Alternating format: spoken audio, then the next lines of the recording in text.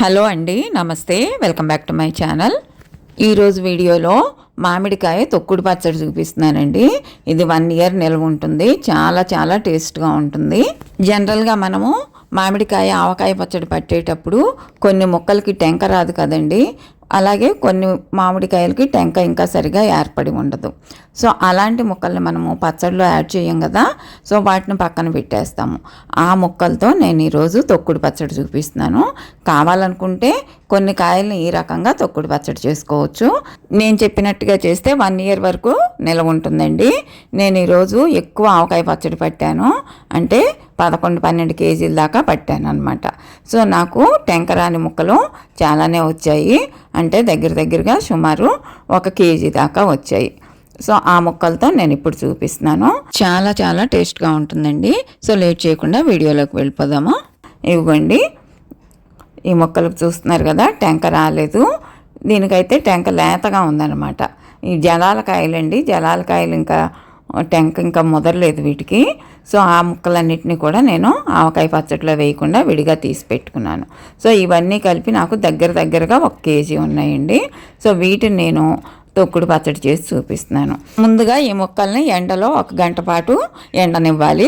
ఆ తర్వాత ఇంట్లోకి తీసుకొచ్చి ఈ విధంగా రోట్లో కొన్ని ముక్కలు చొప్పున వేసుకొని దంచుకోవాలి. చెక్కాబద్దాగా దంచుకోవాలండి. కచ్చా పచ్చాగా దంచుకోవాలి, కానీ మరీ పేస్ట్ లాగా దంచుకోకూడదు. రోల్ లేని వాళ్ళు లేదా రోల్ అలవాటు లేని వాళ్ళు మిక్సీలో వేసుకొని కచ్చా పచ్చాగా బ్లెండ్ చేసుకుంటే సరిపోతుంది. ఇప్పుడు అదే రోట్లో 1 టీ గ్లాసుడు ఒలిచిపెట్టుకున్న వెల్లుల్లి గర్భాలు వేసి కచ్చా పచ్చాగా దంచుకోవాలి. నేను ఇక్కడ కేజీ ముక్కలకు చూపిస్తున్నానండి. ఖచ్చితంగా ఈ కొలతలు ఫాలో అవుతూ పెట్టుకోండి. 1 ఇయర్ నిల్వ ఉంటుంది. సో ఈ కచ్చా పచ్చాగా దంచుకున్న వెల్లుల్లిని కూడా మామిడి తొక్కుతో యాడ్ చేసేసుకోవాలి. ఇప్పుడు ఈ మొత్తానికి మనము మిగిలిన ఇంగ్రీడియంట్స్ అన్నీ యాడ్ చేసుకుందాము. ముందుగా కొద్దిగా పసుపు యాడ్ చేస్తున్నాను. ఆ తర్వాత మనం వెల్లుల్లిపాయలు కొలుచుకున్న చిన్న టీ గ్లాస్తోనే సాల్ట్ యాడ్ చేస్తున్నాను. సాల్ట్ తగ్గితే చివరిలో అయినా యాడ్ చేసుకోవచ్చండి. ఇప్పుడు అదే టీ గ్లాస్తో గ్లాసుడు కారం, పచ్చి ఆవాలను పొడి చేసుకున్న ఆవపిండి 1/2 గ్లాసు, వేయించి పొడి చేసుకున్న మెంతిపిండి 1/2 గ్లాసు. నేను ఇక్కడ చెప్పిన కొలతలన్నీ కేజీ ముక్కలకండి. సాల్ట్ తప్ప మిగిలినవన్నీ ఇవే కొలతలు సరిపోతాయి. సాల్ట్ మాత్రం మామిడికాయల్లో ఉండే పులుపుని బట్టి 3వ రోజున అడ్జస్ట్ చేసుకోవచ్చు. ఇప్పుడు ఇవన్నీ ఒకదానికొకటి బాగా కలిసే విధంగా బాగా కలుపుకోవాలి. ఆ తర్వాత ఈ మొత్తాన్ని తీసి వేరే బౌల్లోకి షిఫ్ట్ చేసుకొని మూత పెట్టి ఒక 2 డేస్ అలా వదిలేసేయాలి. 3 డేస్ అయిపోయిందండి. పచ్చడిని చూస్తున్నాను. ఇప్పుడు ఈ పచ్చడిని బాగా కలుపుకొని ఒకసారి టేస్ట్ చూడాలి. సాల్ట్ తగ్గిందనిపిస్తే మరి కొద్దిగా సాల్ట్ యాడ్ చేసుకోవచ్చండి. ఉప్పు అనేది కరెక్ట్గా ఇంతే కొలత అని చెప్పలేమండి. ఎందుకంటే మామిడికాయల్లో ఉండే పులుపుని బట్టి ఉప్పు అనేది ఉంటుందన్నమాట. సో తగ్గిందనిపిస్తే మరి కొద్దిగా యాడ్ చేసుకోండి. ఒక్కొక్కసారి కారం కూడా ఘాటు ఉండదు. అలాంటి వాళ్ళు కూడా కారం ఘాటు సరిపోతే కొద్దిగా యాడ్ చేసుకోవచ్చు. నాకైతే అన్నీ కరెక్ట్గా సరిపోయాయి. ఈ విధంగా బాగా కలుపుకున్న తర్వాత ఈ పచ్చడిని తాలింపు వేసుకొని ఏదైనా ఎయిర్ టైట్ కంటైనర్లో స్టోర్ చేసుకుంటే 1 ఇయర్ వరకు నిల్వ ఉంటుందండి. చాలా టేస్ట్గా ఉంటుంది. ఈ పచ్చడి మాగిన కొద్దీ రుచి అండి. తాలింపుకి నేను ఇక్కడ 150 గ్రామ్స్ ఆయిల్లో ఆవాలు, శనగపప్పు, మినపప్పు, జీలకర్ర, వెల్లుల్లి, కరివేపాకు, ఇంగువ, ఎండుమిర్చి ఇవన్నీ వేసుకొని తాలింపు చేసుకున్నాను. తాలింపు చల్లారిన తర్వాత మాత్రమే ఈ పచ్చడిలో కలపాలండి. ఈ విధంగా బాగా కలిపేసుకొని ఈ పచ్చడిని ఏదైనా ఒక ఎయిర్ టైట్ కంటైనర్లోకి ట్రాన్స్ఫర్ చేసుకొని స్టోర్ చేసుకోవచ్చు.